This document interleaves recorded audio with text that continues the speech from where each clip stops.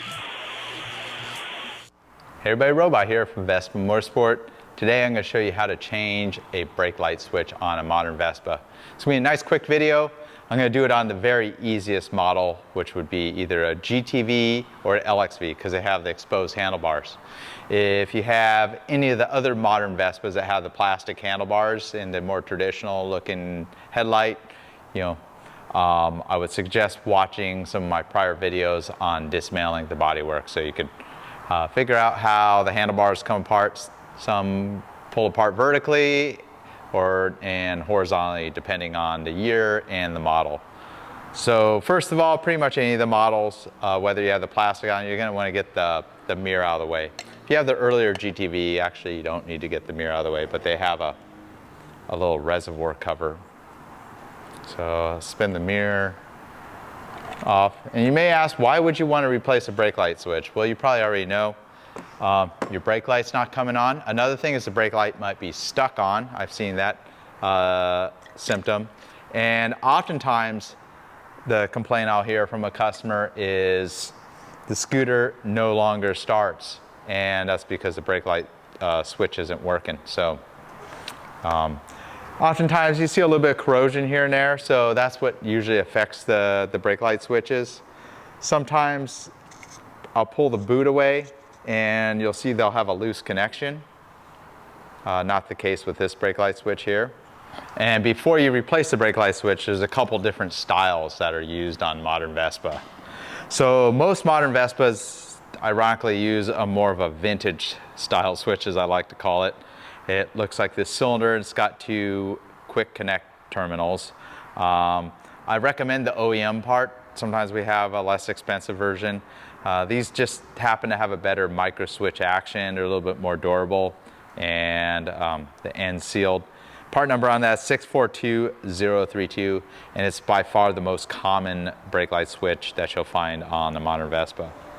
In some cases, including products like the Piaggio MP3, some of the other Piaggio products, they use a switch that has a connector on the end. This switch is a little more expensive if you buy the OEM version, which I have right here, the 583575, but it's got this connector with two pins in it. So a little bit different. If you're looking to save a buck, not quite the high quality of the original Piaggio part, but I do have an aftermarket version, 583575 AM, and that's what this one is.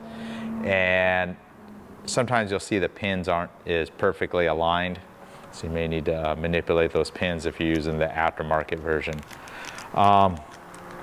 You can either figure it out by the year or a VIN code to know exactly what brake switch, or you could just physically look at it.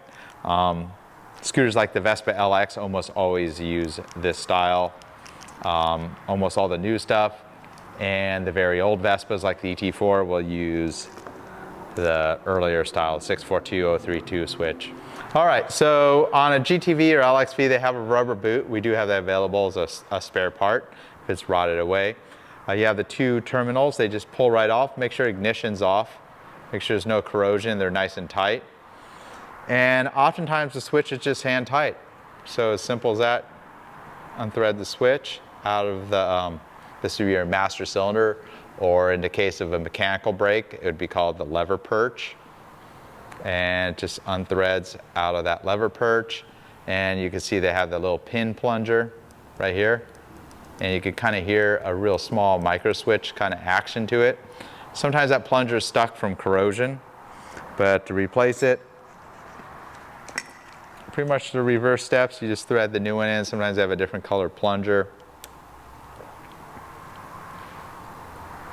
And sometimes it's a little bit hard to get the thread started on them. So go ahead and thread the switch all the way back in.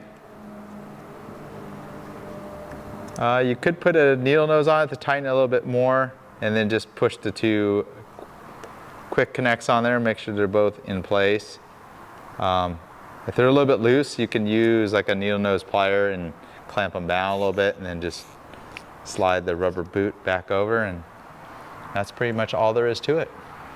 If you're looking for those spare parts to repair your Vespa, scooterwest.com We have all the parts in stock ready to ship. This is Robot here from Vespa Motorsport and ScooterWest.com. If you're looking for any other tips or videos on repairing your Vespa, go no further than the Vespa Motorsport YouTube channel. We'll see you on the next one.